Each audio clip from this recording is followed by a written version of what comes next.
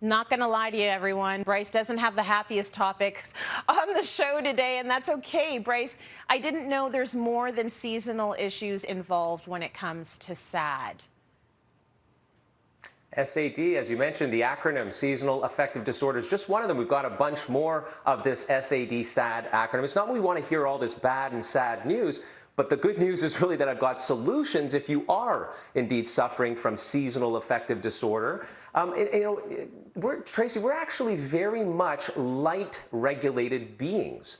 And so this S.A.D. is more of a spectrum than most people would think. You don't have it or don't have it. You have some degree of it. And if you have a very strong degree of it, you've probably been even diagnosed. And it includes just being discombobulated. Anyone from lowish mood all the way through to, in fact, depression. You can't find it in you to get out of the house or be social. Of course, in this day and age and within the pandemic constraints, individuals with diagnosed or even undiagnosed seasonal affective disorder are having an even harder time. We're just obviously getting out less. We're actually sleeping in and we're staying up later exposed to artificial light. And that really just throws off our circadian rhythm. It upsets serotonin. And of course, because we rely on the sun not just to enter our eyes and regulate our rhythm, our day-night cycle. So day is serotonin dominant and night is melatonin dominant, and that is thrown all off. We feel moody. We actually increase an appetite. So we seek out carbohydrates and we gain weight.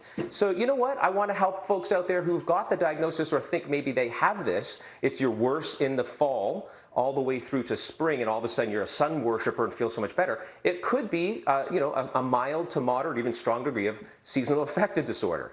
So many viewers at home are sitting there thinking, Bryce, get out of my mind, because that's the cycle that so many of us are going through, sleeping in later, staying up later, and then feeling hungry, eating the wrong things, and then getting in a funk, and it goes on and on and on. So we know the issue, Bryce. What are some fixes you would recommend? So, first and foremost, let's get lighting corrected, okay? So we have to wake up to light just like we would be exposed to sun. That's how we've evolved over many, many millions of years.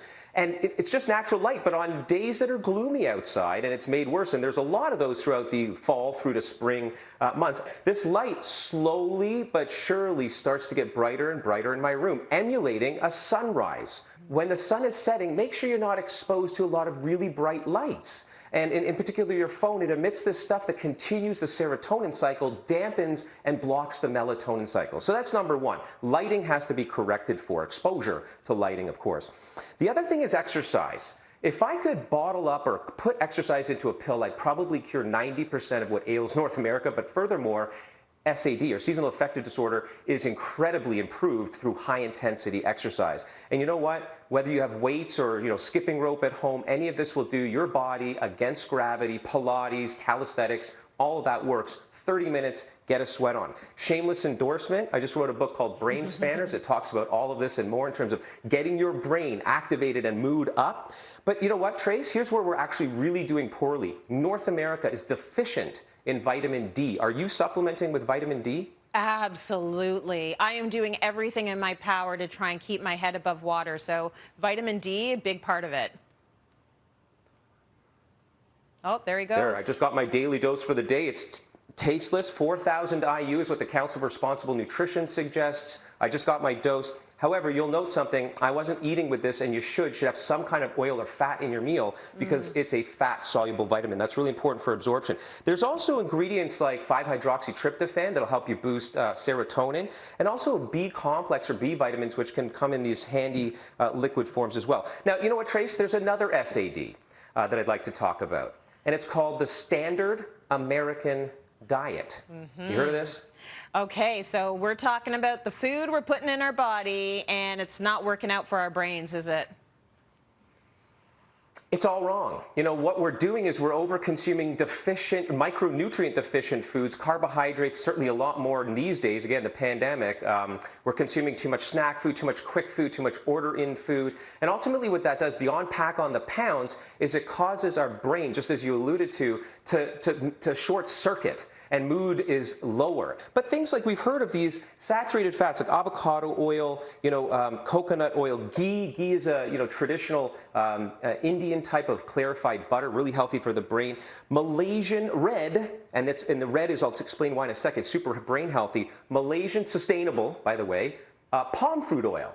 And so this is really, really healthy for the brain, and it's got a high smoke point. You can cook with it and stir fry with it. But the red comes from the pigments that contain beta carotene and tocotrienols. That's a type of vitamin E, super healthy for the brain, for mood, and overall, by the way, heart, disease prevention, Trace. I love the information you're giving us, and I know you've got so much more, and we're going to hit this topic again a little bit later in the show. You're going to be back later to talk about some issues viewers may be experiencing that may have actually been brought on or made worse by the pandemic. So thank you for that great information, Bryce.